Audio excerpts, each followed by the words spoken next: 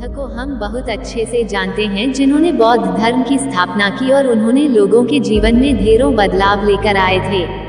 ये कहानी भी उनके बचपन की है, जब वे छोटे थे और उन्हें गौतम बुद्ध के नाम से नहीं बल्कि सिद्धार्थ के नाम से जाना जाता था।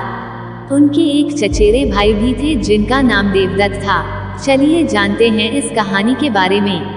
राजा सिद्धार्थ के महल के पास एक उद्यान था, जहां पर राजा सिद्धार्थ बैठकर प्रकृति का आनंद लिया करते थे।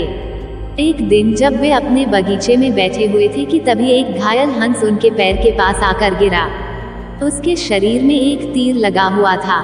उसे देखने से प्रतीत हो रहा था कि किसी शिकारी उसका शिकार किया है।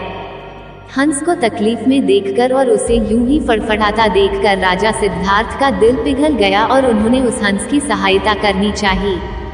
उन्होंने सबसे पहले उस हंस के शरीर से वह तीर निकाला और घायल जगह पर मलहम लगाकर उसकी पट्टी की।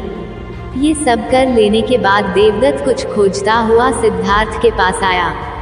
देवदत्त जैसे ही सिद्धार्थ के पास पहुंचा, उसने कहा, अच्छा तो ये तुम्हारे पास है, लाओ इसे मुझे दे दो। इसका शिकार मैंने किया है। इसका शिकार करने में मुझे बहुत मेहनत करनी पड़ी थी। इस पर मेरा अधिकार है। देवदत्त की यह बात सुनकर सिद्धार्थ ने उससे कहा, नहीं, ये हंस घायल था और मेरे पास आया। मैंने इसकी मदद की और उसकी जान बचाई, इसलिए इस पर अधिकार मेरा है। दोनों भाइयों के बीच उस हंस के अधिकार को लेकर बहस होने लगी। अब वे जानना चाहते थे कि उस हंस पर किसका अधिकार ज्यादा है। ऐसे में उन दोनों ने निर्णय लिया कि वे दोनों राजा के पास जाएंगे। सिद्धार्थ के पिताजी कपिलवस्तु के राजा थे। वे दोनों राजा के पास गए। राजा के पास पहुंचते ही देवदत्त ने सबसे पहले कहा, महाराज, इस हंस पर सबसे ज्यादा अधिकार मेरा है, क्योंकि मैंने इसका शिकार किया है।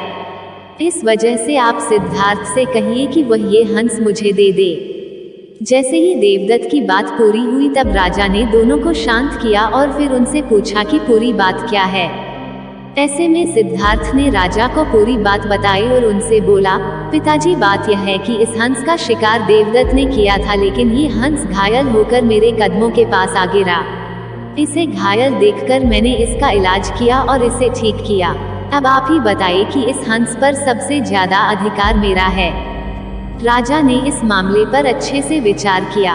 विचार कर लेने के बाद उन्होंने सभा में सबसे एक बड़ी बात कही, और वह बात ये थी कि मारने वाले से ज्यादा बचाने वाला का अधिकार सबसे ज्यादा होता है।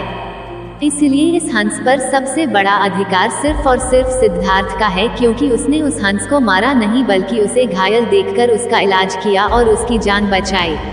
राजा के ऐसा कह लेने के बाद देवदत्त को बात अच्छे से समझ आ गई।